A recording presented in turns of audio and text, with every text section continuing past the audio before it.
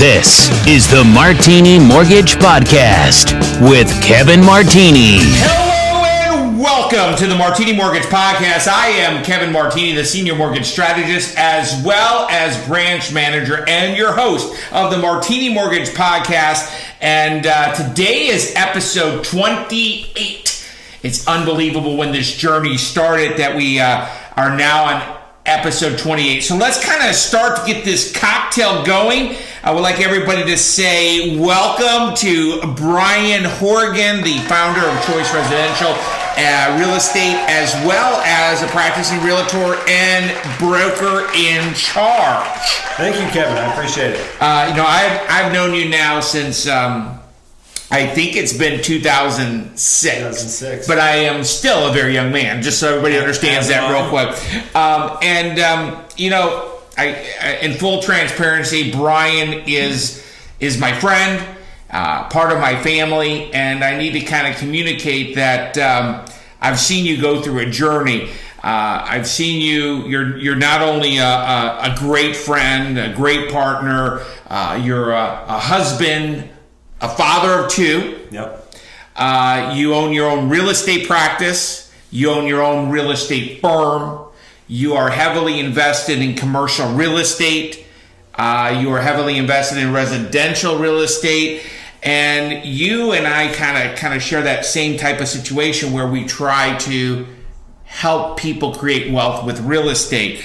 Now, earlier this year, you launched Choice Residential Real Estate. That's right. And it's a unique platform because I believe that some of the other firms that will remain nameless go ahead and say that they are a training and consulting firm that happens to sell real estate, but you are a real estate firm that trains and consults so your agents can help more families. That's right. Type of situation. Again, welcome and thank you for being here. Thank you for having me. I'm a big fan of the podcast. Can I tell you this? I got to tell you this. We've been doing it. I got to give a shout out to Gary Vaynerchuk, who inspired us to start this podcast in January. We're a little bit of not an early adapter. It took us till about March to do the first episode, but we're here. So let's start mixing up this cocktail. Okay. Now, you have a decade plus of experience in this market, and you've helped a lot of buyers, you've helped a lot of sellers. What do you think the biggest mistake, the biggest huge mistake a buyer makes when they're entering the real estate market? That's an interesting question. The biggest mistake that a buyer makes. I would say probably the biggest mistake would be a buyer not surrounding themselves with the appropriate experts as they get ready to take off that journey to buy a home. And so sometimes a buyer will be a little bit casual about how they select their buyer's agent. So as you know, in most cases, a buyer is not paying their real estate agent, right? No. And so there's this sense of ease as they select their agent. And that's fine. You want to have an agent that you're comfortable with, but you're talking about hiring someone to help you navigate probably at that point your largest investment that you've ever made. Right? So I guess one of the biggest mistakes would be being a little bit too casual about who you're hiring. So you want to make sure you're doing your due diligence to hire the right person. And then, like I said, surrounding yourself with experts. So that's not just your real estate agent. The lender is another piece of it. So having the money there on closing day is kind of the baseline, right? Kind of important, I would imagine. Right? Yeah. But the truth is, right, a lot of lenders are going to get the money there on closing day. So if that's your basis for selecting your lender, you're setting a pretty low bar, right? So there's a lot more that can go into the lending process, and getting your mortgage is really a big part of your overall financial health and picture. And so selecting a lender who's going to help you evaluate things beyond just the ratios. How much do you make? How much do you owe? What's your credit score? Well, let's be honest, right? A monkey, no offense, can click the button and make that happen. Right. What you need is someone to help you evaluate all the decisions that go into that process. So selecting the right agent, selecting the right lender is a huge piece of that. And buyers just need to understand the importance of that selection process and sometimes not be so casual as they evaluate who they're going to work with. That's great. In addition, if I can expand, the realtor is the quarterback of the transaction, or would you call it a coach? Maybe it's the coach. Oh, maybe it's the coach. Now, also the lender might be the quarterback. Yep. But there's also the wide receiver who's the home inspector. There's the running back who's the attorney. Yep. And it's almost like you make this big sport actually happen. On a similar type of context, what do you think, in your experience, is the biggest mistake that a seller makes when they're putting their home on the market? Okay, good question. So in some ways it's the same thing, right? Making sure you're surrounding yourself with experts. But we'll take it a step further. And for a seller, I would say the number one mistake is not contacting their trusted agent early enough in the process. What's too early? Well, I would say once you're having thoughts of selling, that's the time.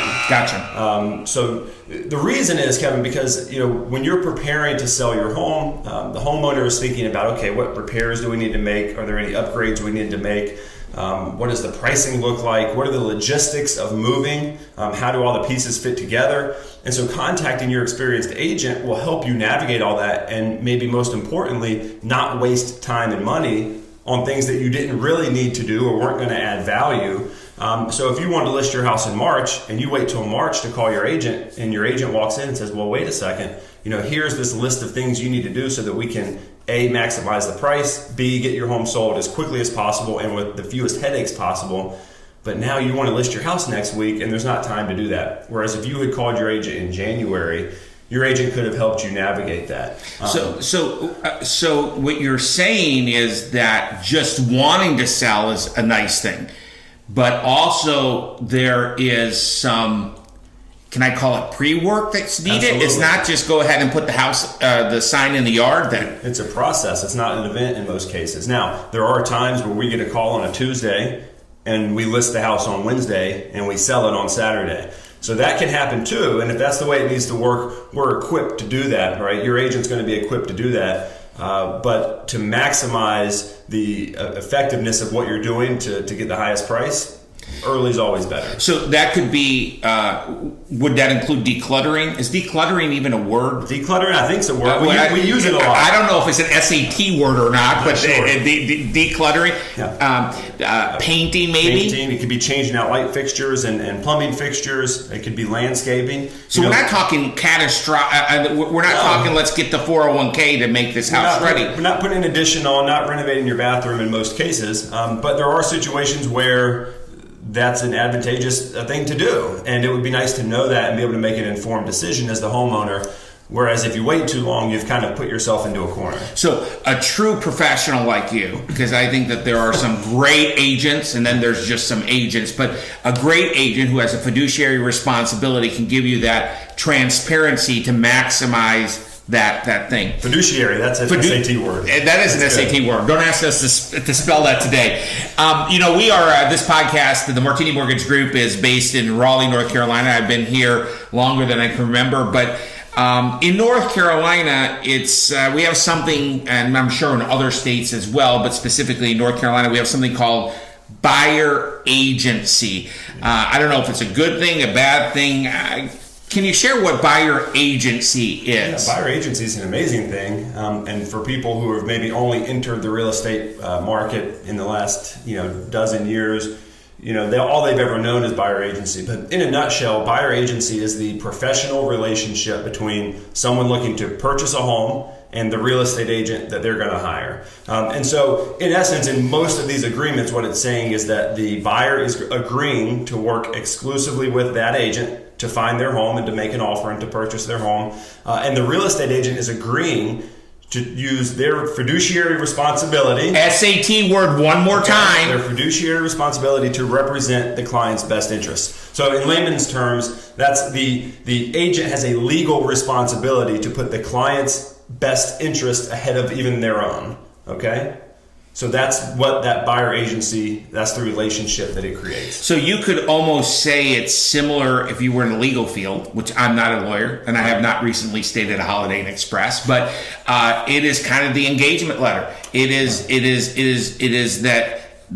that person is your coach for this process, right. And that person is going to leave it all on the field. and is not going to be a paycheck player, is going to be a player with a heart. That's right. And it spells out the expectations and the duties between the consumer and their agent. Now, some people that might be listening might be first-time home buyers. Some people that are listening might be repeat home buyers. And I know we talked a lot about things to look at when selling and buying. If you would, in 1 or 2 bullet points. Okay. So I personally believe if somebody's looking for an amazing agent, they should contact an amazing lender, because that lender, that mortgage strategist, generally works with the top agents in this marketplace. Assume they don't have that. What are the 1 or 2 things that obviously need to be, what does somebody have to consider? 1 or 2 things non-negotiable when hiring an agent. Well, so especially you mentioned first-time buyers. So especially for first-time buyers. Now this applies to everyone, but if you're buying a home for the first time, you've never navigated these waters before. And so it's important that you're hiring someone who's experienced. Now, that's not to be self-serving, because I've been selling real estate a long time. And the truth is, experience in real estate can come really quickly. You could just have a couple of transactions under your belt and gain tremendous experience. Really, the most important thing, and what I mean by experience, is an agent who has a mentor is one thing. So an agent who has someone who maybe has been in the business longer, and they can bounce ideas off, can help them navigate the process, and an agent who's learning based. And so who's willing to go out there and take training and take courses beyond just what they're required to take by the state, because they believe wholeheartedly that promoting or furthering their own education is going to benefit their clients. So as long as you've got an agent that has those pieces in place, I think that's really important. Another thing is that your agent's full-time, okay? Real estate happens at all hours of the night, on weekends. And so, of course, you need someone that you can contact and communicate with on a regular basis as you're navigating this process. And then lastly, I guess I would say an agent who believes in the education of the client. So you know me, I'm kind of a control freak, so I like to have the word kinda is kind of questionable, just so you know. So I like to have my hands on the reins throughout the process and be in control of everything to make sure the ship is always being steered where it needs to go for everyone to be successful.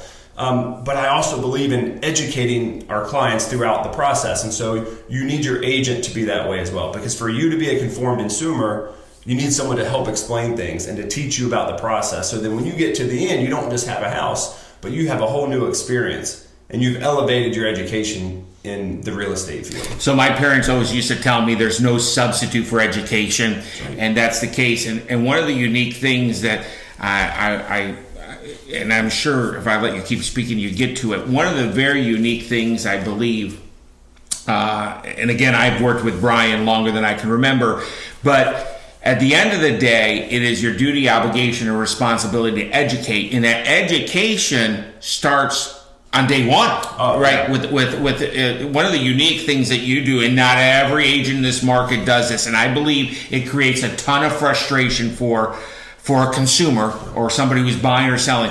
You do an actual buyer consult. What are some of the benefits? I mean, I'm going to just tell you this real quick. If your agent is, in my opinion, is not doing a buyer consultation, you need to run from that guy, because it's just gonna maximize your frustration and things. That talk to me about. Well, I'll let you say that. I won't tell anyone to run from their okay, gotcha. Understood. But yeah, I mean, you've been in on some of the buyer consultations I've done over the years, and I do believe in that. And any agent who's ever taken a training class that I've been teaching, or been in a mastermind, or done any coaching consulting with me, knows how important I believe the buyer consultation is in the process. So, especially with the first-time buyer. You have someone, like I said, who's never been through this process, and we need to, on day one, sit down, not just to discuss what you're looking for. That's an important piece of it, but that's kind of obvious that I need to know what you're looking for in a home. And this one-on-one live consultation is how we do that, but we're also teaching you about the process and setting expectations of how we're going to move through this process. You know, how much money are you going to have an outflow? You know you need a down payment, but do you have an understanding of what your closing costs are? Do you know about having to pay for an appraisal and a home inspection? Do you know about the options to have a survey? Do you understand the North Carolina sales contract? And so explaining this stuff up front, not so that the consumer has to drink from a fire hydrant, so to speak, but we're touching on the most important points to help us launch successfully on this journey.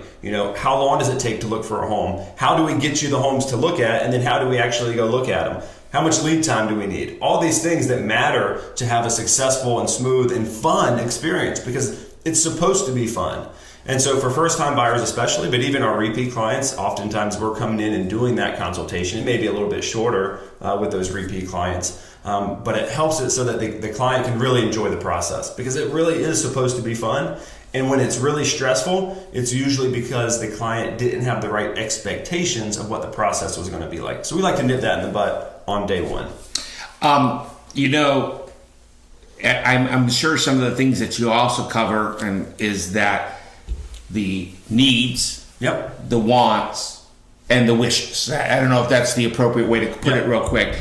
And then I think that one of the things that people, we're in Raleigh, North Carolina, which is the capital of North Carolina, but there are a dozen plus communities just in Wake County. Sure. Is that looking all over the county is not the highest, best use of your time, and you have a potential to actually lose the best deal unless you're laser focused on the area, and unless the agent, in my opinion, understands the needs, the wants, and the wishes. And I have a news flash. You're not going to get all three. You should focus on the needs. Get a couple of wants, maybe a wish. Is that a fair statement? Absolutely. It's fun for buyers. Sometimes before they've ever met with me, they'll have this list. They sat there with their spouse or whomever and wrote down this wish list of what would be the perfect house. Well, like you said, there's no such thing as a perfect house. So if we say perfect is 10 out of 10, usually if you can get a 7 plus, we're doing pretty good. But we always focus on what do you absolutely need. I mean, what are the deal breaker items that you have to have in a home for us to even go look at it? And then let's pile onto that to see what you really like. I mean, I love to hear, I love to cook, and so I want a magnificent kitchen, and it needs to be set up like this. And that's great, but that truly is a want for most people. The need is we need a kitchen.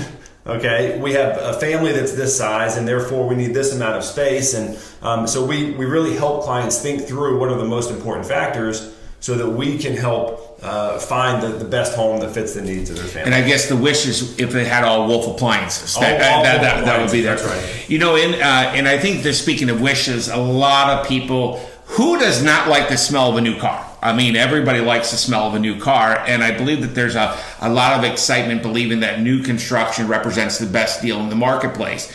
If somebody is considering buying a home and not necessarily discriminating against resales, but are thinking about going to a new home community, what are some things that they need to know? I mean, do you even need a realtor? I say the word realtor. If a real estate agent, if I go that way, do we need a real estate agent if you are going to a new home community? That's a great question. I think so. That's why I asked it. There's often a lot of confusion about that, because if you walk into a new home community and you walk into the model house, what do you see?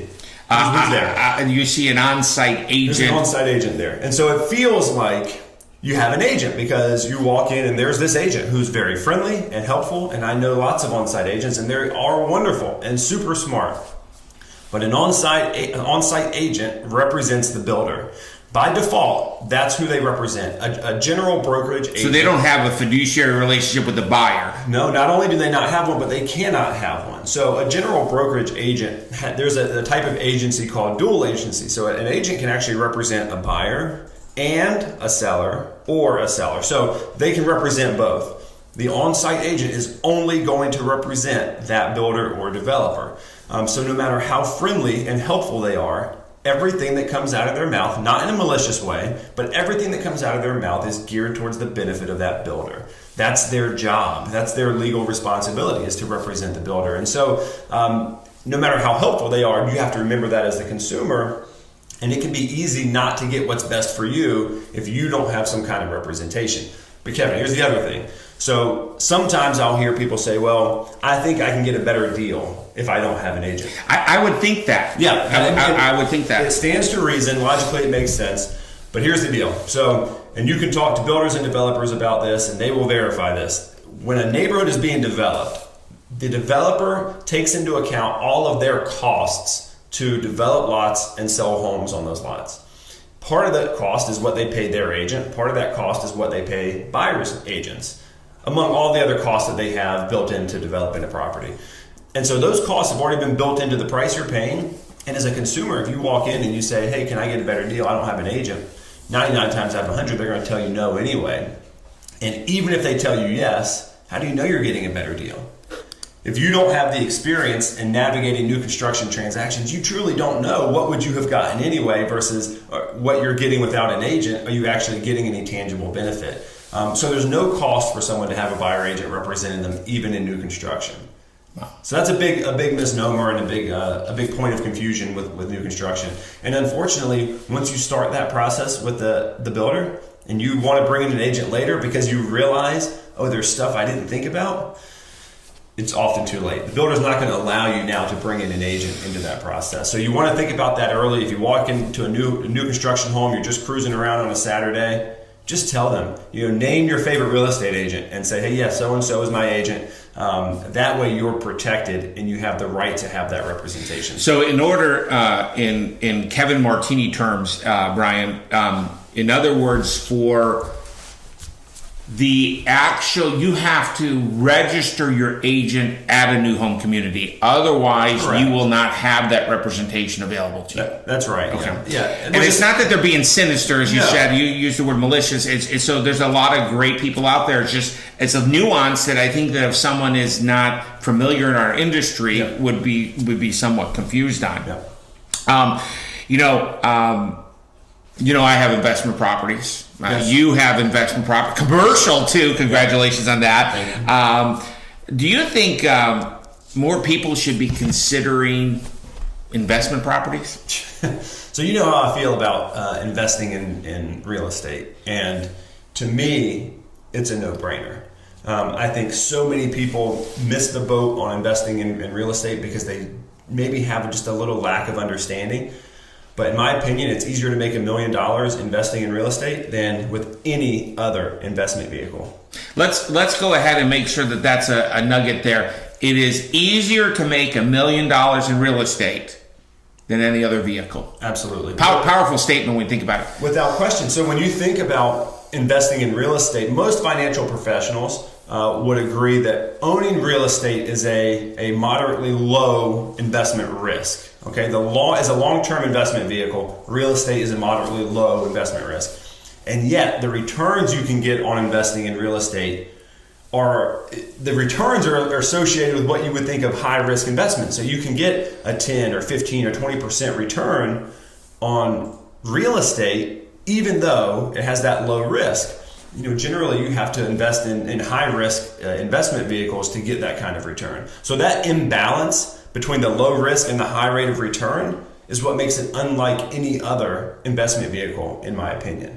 Yeah, it's real estate and mortgages specifically are one of the only leveraged assets still available today. And I have a client that we helped last month.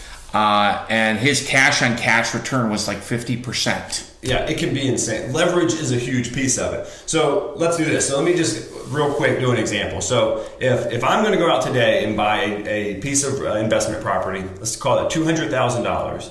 Okay, if I come to you and I need to get a mortgage for that, how much money am I going to put down? For 20% for $40,000. $40,000. Okay, so I'm going to buy a $200,000 property with $40,000 in cash. Okay, if I'm going to go, I know you're not a mortgage or a stockbroker, but I think you can help me with this. So if I'm going to go buy $200,000 worth of IBM stock, okay, now Red Hat stock, I guess, right? So if I'm going to buy that, how much money do I need? You need $200,000. Okay, right. So you have to spend cash out of pocket, cash investment, $200,000 to buy $200,000 in stocks. Okay, so let's take this to the next step. All right, so I want to talk about, we're going to circle back to that and why that's relevant. So if we have a second, can I? Please, go ahead. Okay, so there are 4 areas of that create your rate of return when it comes to investment real estate. All right, number 1 is cash flow. Obviously, cash flow is the difference between what your expenses are to manage the property and how much rent the tenant is paying you. So if you have $1,200 a month in outflow, and the tenant is paying you $1,500, you have $300 a month cash flow. With me there? Correct. Simple concept. All right, cash flow is number one. Number two, you've got principal. So that would be, in that example, positive cash flow. Positive cash flow. And it would be negative if the numbers were inverted. Absolutely. That's right. So number two, you have principal reduction. So that is every month you're making a mortgage payment, and part of that payment is going to reduce the principal balance that you owe on the mortgage, right? The tenant paying you rent is actually the one paying that mortgage payment for you, because you're making that payment from the rent that they're paying you. So you've got cash flow and you've got principal reduction. Both of those are coming from someone else. The tenant is paying that. Number three, you've got tax benefits. I'm not a CPA, I'm not a tax accountant, but in most cases there are certain tax benefits that go along with owning real estate. One of them is going to be depreciation. That can be a significant tax benefit. You'll be able to generally write off things like mortgage interest, property taxes, cost to maintenance on the property, upgrades you make to the property, that sort of thing. So you'll talk to your accountant, but you have tax benefits as area number three. Also, as a sidebar, in addition, historically speaking, again, I'm not a CPA nor am I a tax attorney, that income comes in at the passive income rate, not your active income rate, which is generally lower than your active interest rate. Yeah. Go ahead. Hire a great accountant, which I do. Right. That's it. Because you want to make sure you're taking all the benefits you can. Correct. Area number four is kind of the magic of investment real estate, right? And that is appreciation. So that is that the value of the home appreciates over time. And regardless of what it does in short-term cycles, over the long haul, real estate appreciates, right? And so here's the magic of it. If the house appreciates by 1%, so a $200,000 house in our example appreciates 1%, that's a $2,000 increase, right? 1% of $200,000 is $2,000. But remember, you only invested $40,000 to buy it. So that actually represents a 5% return on investment because the house appreciated by 1%. So you're at 5% before we even talk about cash flow, principal reduction, or the tax benefits. Oh, by the way, over the last 30 years, what would you say the average appreciation in the triangle market is? 30 years, that's a great question. I'm going to say, Brian, 4%? Okay, so let's say that over time it's 3 to 4% if we're talking about this as a long-term investment. But let's not go to 3 or 4%. Let's say it's 2%. Okay, so now you've generated a $4,000 increase on the price, which represents a 10% return on your initial investment before we even talk about cash flow, principal reduction, or tax benefits. So you can see how the power of leverage. So we're bringing everything full circle here, talking about putting leverage. a big bow on it, everybody. That's right. So you get a mortgage, which allows you to buy a $200,000 house for only $40,000, and now the full value of the home, the $200,000, is what creates that appreciation, which magnifies your returns. That's what makes that low risk investment have such high return. You know, I would really love, I think, as an episode on its own merit in the future on real estate investing. And would you be willing to come back and do a segment on that? I can talk about this all day. You know, I'm very passionate. Well, and I think that quote, I don't remember it specifically real quick. It's easier to make $1 million investing in real estate than by any other investment vehicle. That's amazing. Now, you launched Choice Residential Real Estate, and there are a ton of brokerage firms here in the Triangle and North Carolina and the United States. And well, my question is this: why did you open Choice Residential Real Estate? That's a great question. So I've been in the business for a while, and I've spent time with both a large national firm that had great training, had a great culture. It believed in the collaboration of agents, meaning bringing agents together, because in my opinion, agents learning from each other and collaborating together furthers their career and their knowledge base more than almost anything else. And I've also worked at a smaller local company that, as far as compensation, for me, I made more money there, but they were completely stripped down of any benefits to those agents other than the economic compensation plan, right? And so I've spent time at both of these different types of firms. And over the years, as I've taught new agents classes and done coaching and consulting with agents, I've just realized that there was a need in our market for a firm that brought the best of both worlds together. So a firm that would offer training and had a great culture and believed in the collaboration of agents and helped bring agents together to learn with each other and from each other. And also, of course, has a physical office space, right? So the agents can come in. To blend that with a compensation model that allowed agents to keep most of their hard-earned money. Because at the end of the day, the brokerage is made up of the agents, and the brokerage only exists because of the agents. It's not the other way around. And the traditional way of thinking was that the agents basically existed because of the brokerage, right? That the agents needed that brokerage, needed the brand. Right. And of course, I just never believed that, right? I believe that the brokerage, the firm is there to serve the agents and to help them in whatever way they need.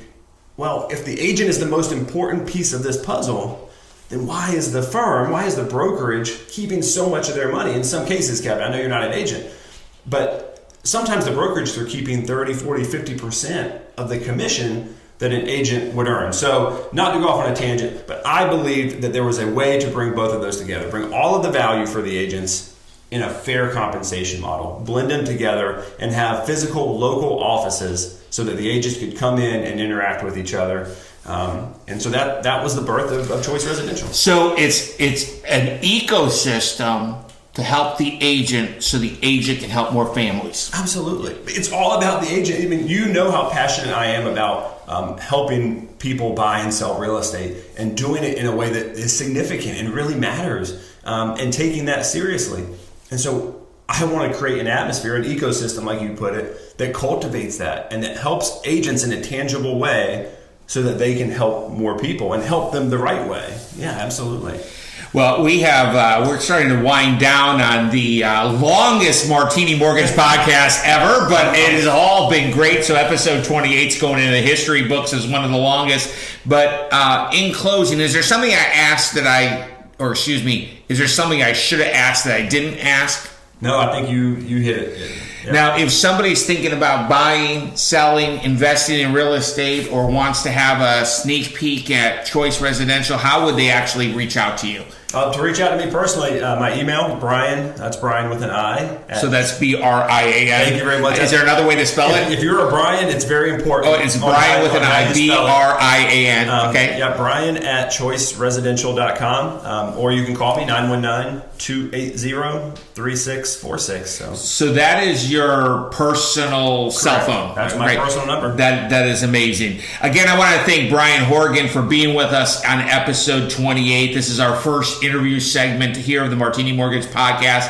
I think that this episode has been so helpful, and I think it's going to empower a lot of people. And again, if you have any specific questions about Brian, Choice Residential, buying, selling, or investing in real estate, his personal cell is 919-280-3646. 3646. There you go. You got it. I'm Kevin Martini, and at the end of the day, it really doesn't matter how big the house is.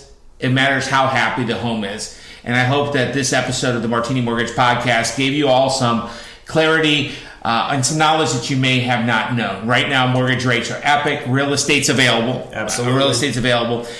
You were saying something. I'm sorry, and then we'll wrap it up. I'm sorry, folks. There is a study done by a company called Pulsenomics. It's actually a report issued by Zillow. And they say, where do you think home values are going over the next 5 years? And they take, this is the top 100 plus economists in the real estate sector, and you take out the people that say the glass is half full, and you take out the people that say the glass is half empty, and the average is about 3%. So that means a $250,000 house that you would buy today in 5 years would have a $50,000 appreciation. And so how long would it take for you at your job to make $50,000? And if you're paying, you talked about the landlord, when you talk about this, is the landlord is getting those benefits of positive cash flow, appreciation, principal reduction, and tax benefit. That's right. So if you're concerned about taking the obligation of home ownership or taking the obligation of a long-term mortgage, I got a news flash. You have it already. It's just paying. It's your landlord. If you're paying rent, you're paying the mortgage. But the other thing, so not to confuse anyone, we talked about buying investment real estate at 20% down. If you're buying a home to live in, you don't need 20% down. Fair statement. You can buy it 0 down, 3% down, 5% down. There's all kinds of loan options out there. So I didn't want anybody to be confused. I didn't want any of your listeners to be confused there. We were talking strictly about an investment property, but there are a lot of low or no down payment options. Absolutely. Listen, thanks so much for tuning in. And remember, our family is your family lender. The Martini Mortgage Group makes real estate dreams a reality with trusted advice in a stress-free environment with great rates and on-time closings while providing a world-class experience. If you or someone you know has questions about the current mortgage rates or the current mortgage programs, please reach out to the Martini Mortgage Group at 919-238-4934. The information contained in this podcast presentation is for general product information purposes only. Arklatex Financial Services, LLC, NMLS number 2143, doing business as Benchmark Mortgage, makes no representations or warranties of any kind expressed or implied about the completeness, reliability, suitability, or availability with respect to the information, products, or services. All loans subject to borrower qualifying. Other restrictions may apply. Branch Manager Kevin Martini, NMLS number 143962. Branch located at 5650 Six Forks Road, Suite 101, Raleigh, North Carolina 27609. Contact the branch by calling 919-238-4934. Equal housing opportunity.